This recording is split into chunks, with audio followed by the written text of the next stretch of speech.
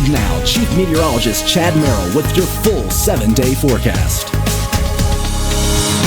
Welcome to Newswatch, folks. Now, we have partly cloudy skies, absolutely no rain. We had the cloud cover today because there was one final low pressure that moved just to our east, and as it did, we had a little bit of a northwest wind and some cooler air aloft that bubbled the clouds up. That's why it was more cloudy than what I thought it was going to be today, but here's our weather maker tomorrow. This area of high pressure, what you see right here is a warm front that's going to stay well to our north once we get into the middle part of the week. Everybody is warming up into the mid-60s, a delayed response because of the clouds earlier, so the high temperature for the day will be between now and 6 o'clock.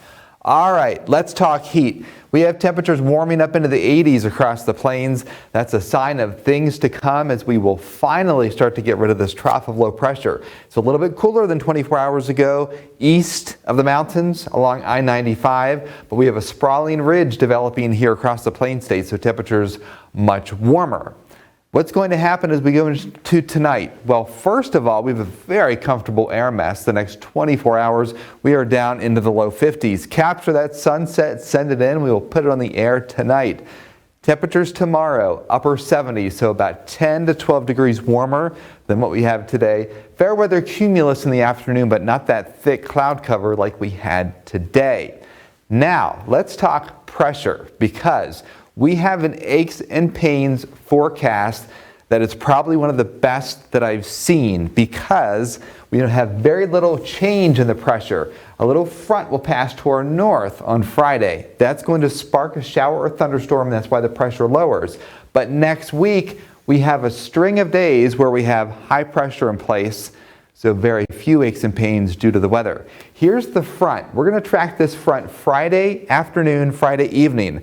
Likely a squall line of storms across Pennsylvania will be on the southern parts, so there may be one or two storms in our area, and behind it slightly cooler on Saturday.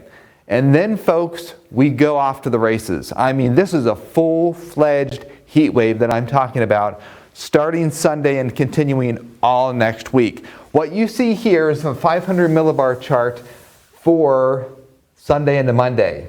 The higher the number, the warmer the temperature. Now compare that to June of 2012 when we had a sprawling ridge of high pressure, and that of course was before the derecho hit. But the point is we are going to be baking in the heat indices. The heat indices, June 29, 2012, highest ever for the Beckley Airport, 98 degrees, 5th highest in Bluefield, the 7th highest in Lewisburg at 98 degrees. We're also watching an area of low pressure near Florida that could potentially become tropical depression, but that is not going to impact our weather whatsoever. 79 degrees on Wednesday, 85 on Thursday, 83 degrees with a storm possible in the evening on Friday.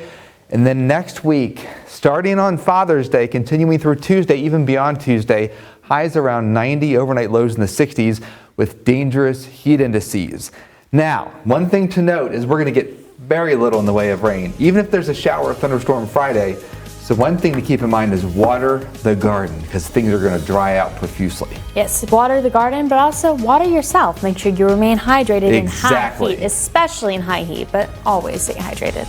Check it out, folks. Next week, a sprawling heat wave across the east, many heat advisories, and also very little in the way of rain, so that flash drought will likely get underway. That's the unfortunate news, but that is your 7-day forecast and 6 to 10 day outlook.